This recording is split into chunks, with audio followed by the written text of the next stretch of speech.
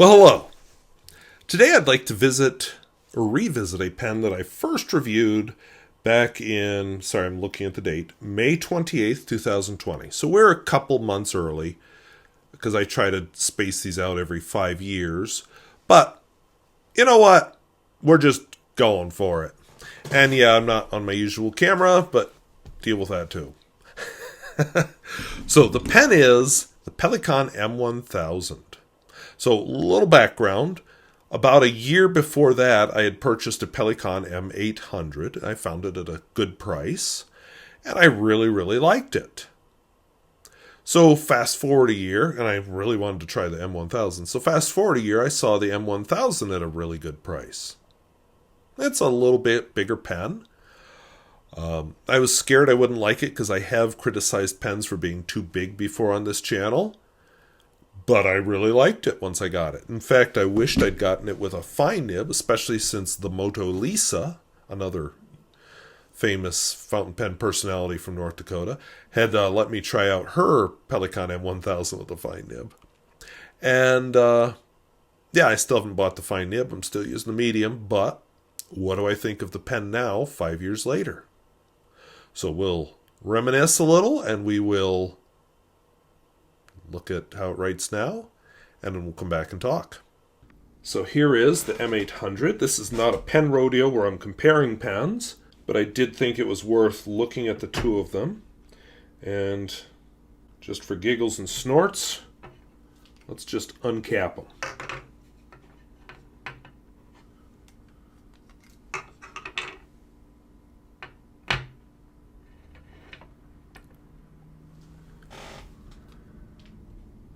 Get a little closer. There we go. So you can see there is a very visible size difference. I was once quite critical of a certain Jinhao pen because it was too big. Since then, I've gotten more comfortable with big pens, but I wasn't back then.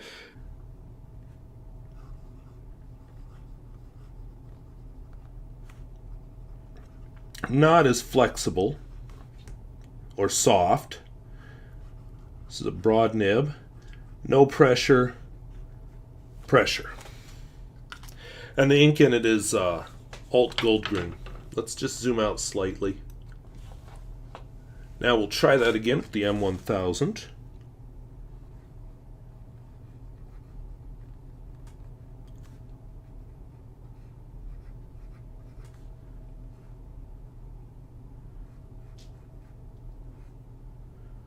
No pressure. Okay, that's finer. And that's a little broader. So I think part of it was an optical illusion just because you do put a little pressure down. But yeah, the M800 is a broader than the medium, but not as flexible. And part of that is just because that's such a huge chunk of metal. This is the Pelikan M1000. We're going to test something about it here, which I'll tell you in a minute. But you look a little more closely. Something you couldn't do with the old camera. You can see the brass piston in there because, yes, transparent between the green lines. Now the Pelikan pens are just black between the green lines. And this is a cool effect here. It's even cooler when you're in daylight and you can just look at your ink level. On the finial, we have a Pelikan. We got his beak. They got nothing. And Sovereign Germany Pelikan. Unscrew it. Yeah, and by the way, it's a piston filler, if I didn't make that clear. Unscrew it, and we take a look at the nib. Oh, that's gorgeous. So it's a huge nib. And I have a medium. And as far as I know, Pelikan makes their own nibs. Now, what we're about to find out, I set this pen aside intending to film this video quite a while back, and set it aside for a couple days, turned into a couple weeks, turned into a month or more. So we're about to see how well she holds a seal. Holy cow. All right, color me amazed. Usually you don't see the close-up of me writing this, but you get to see it today. So we'll come back after I zoom in on that, but holy cow, very impressed. So this is set there since February. Not sure exactly when in February, but it is now March 19th. 18th. I don't know what day it is. March 18th. So it's been about 2 months since I have used this pen. The ink in it, I do know the ink is Pelikan. This is an ink I have since used up, but this is the last of it. Violet. Color I really like, by the way. So let's see how. Of course, it flexes. This is not a flex pen, but a flexible pen.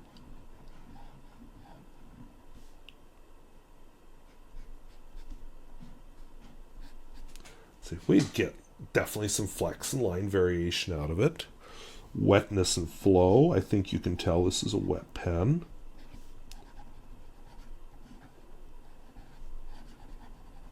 I don't know if the microphone's picking it up. This nib sings a little on the paper. Wetness and flow. Smear test. I'll try not to talk so maybe you can hear it.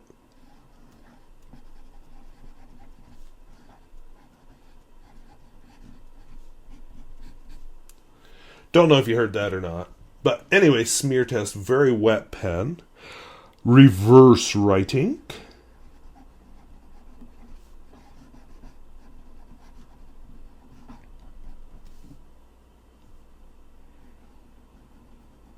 A very smooth, I'd call that a fine. And the world famous Peer Gustafson test.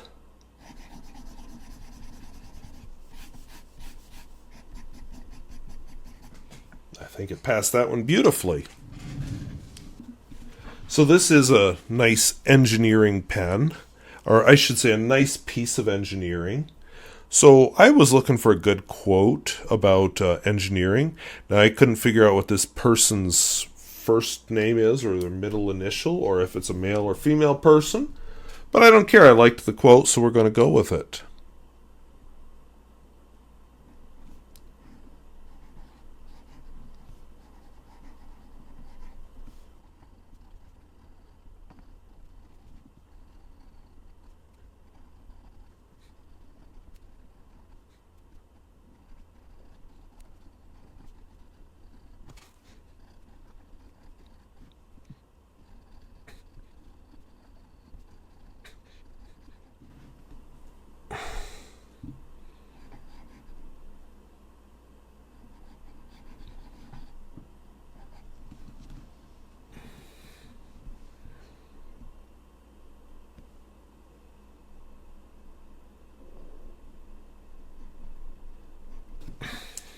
So I forgot to mention the word scientist because the full quote says, I don't normally read these, but I skipped a phrase.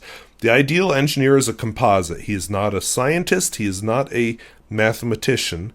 He is not a sociologist or a writer, but he may use the knowledge and techniques of any or all of these disciplines in solving engineering problems. So I think this is a beautiful piece of engineering. It takes material science, the engineering of the piston, the engineering of the nib. We've got some art. We've got sociology. What looks luxurious. Yes, this looks luxurious. We got a little bit of everything here. And it all comes together to make a very impressive writing instrument. And yeah, I still like it very much 5 years later. I'll be honest, I'm looking forward to playing with this pen a little bit once I hit stop on this video. So, in order for me to do that, I have to wish you goodbye. So I want to thank you for watching. And just remember, this is a first impression. So first impressions are uneducated and uninformed, so opinions may change. But for now, I'm pretty excited. So I want to thank you for watching. We'll see you later. Bye-bye. So that was the Pelikan M1000. Yeah, I still like the pen a lot. I don't think I could hide that. I have since sold the M800. I don't remember how long ago I sold it, but I did sell it. It wasn't special enough that I felt any reason to keep it in my collection. It's a good workhorse daily writer type of pen, but I have other pens that I like better for that purpose, so why keep the M800? So I didn't. This pen with that extra springy nib was special enough that it was worth keeping. And yeah, part of it may have been that Pelikan has decided to get rid of the transparent part of their finish and just go with, I don't know, I guess black. But I feel lucky to have this pen. Still haven't bought that fine nib for it, but I don't know, I'm not making house payments anymore, so maybe I'll be able to talk myself into it once I start feeling like I have money again. But anyway, as far as the pocket test,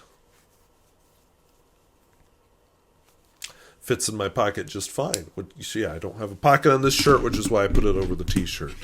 I like that it's pretty quick to unscrew. Definitely not a pen you put in your pocket because it will unscrew there. If you're going to put it in a pocket, you got to put it in a shirt pocket. Pants pocket, no, because it will unscrew. Not a pen I do a lot of daily type writing with. I like it for letter writing, sometimes for just kind of brainstorming, but it's more of a letter writing pen than anything.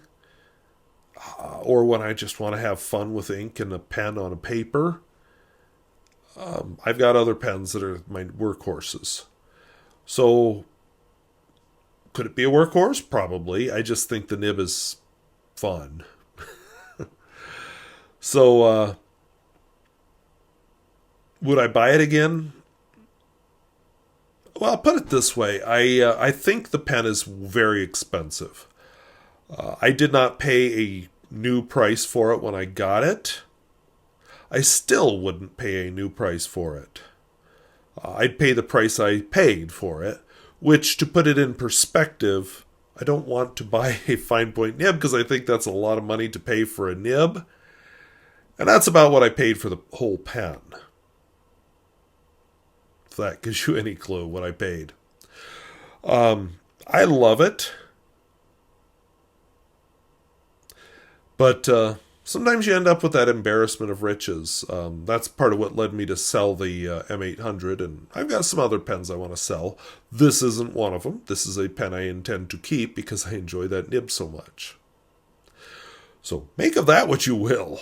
My feelings are complicated. It's if I was on that desert island thing where you can only take 10 pens with you, would this be one of them? No. But I really like it. So, hope that was interesting. Hope it was useful. We'll talk to you later. Bye-bye.